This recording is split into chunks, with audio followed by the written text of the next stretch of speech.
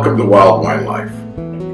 Tonight we're going to talk about smell, or the sniff part of wine tasting. Why? Because it's the most important part when it comes to wine tasting.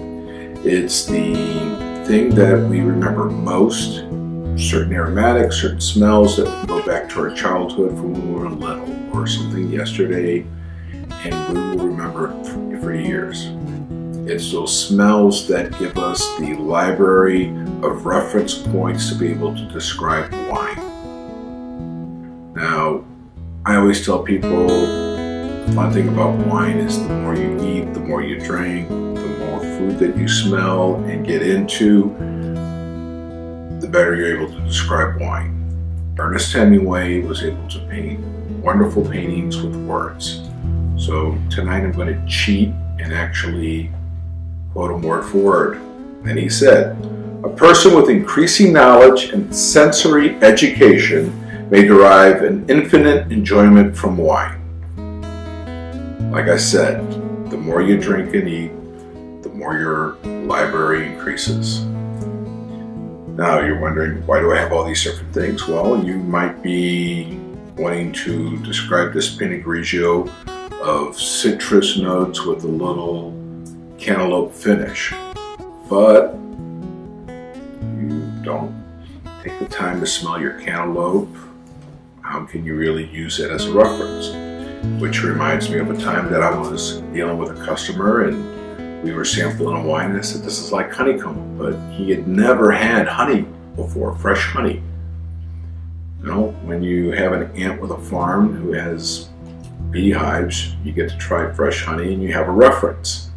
So the following week, I actually brought him some unprocessed, honeycomb, and he actually got to sample it, and he used that as a descriptor. He had a reference point. I mean, yeah, we all use grapefruit as our descriptor many times when we're talking about New Zealand Sauvignon Blancs, but it's a white grapefruit, red grapefruit, dark chocolate, white chocolate.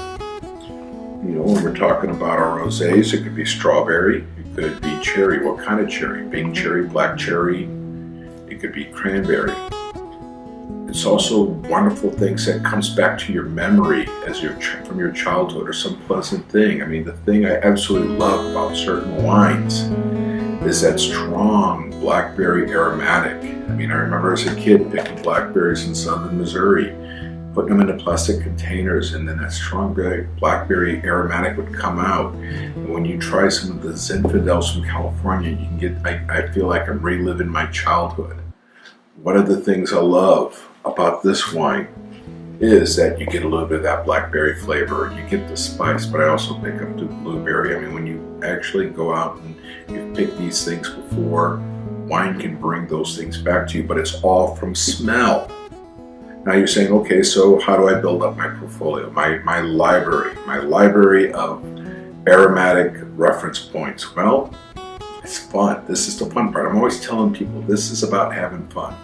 So when you're cutting up your Honeycrisp apple, try it with some Red Delicious apple and a Granny Smith apple, side by side. Smell it, taste it, so you have a reference point to be able to describe. Maybe when you're having some blueberries, try it side by side with some dried blueberries. This way you can say, well, I get blueberries, but also you now know what the dried blueberry flavor is as well. This is where we're going to have a little fun with this, because like I said, the more you drink, the more you eat, the more you learn, the more you build up your library.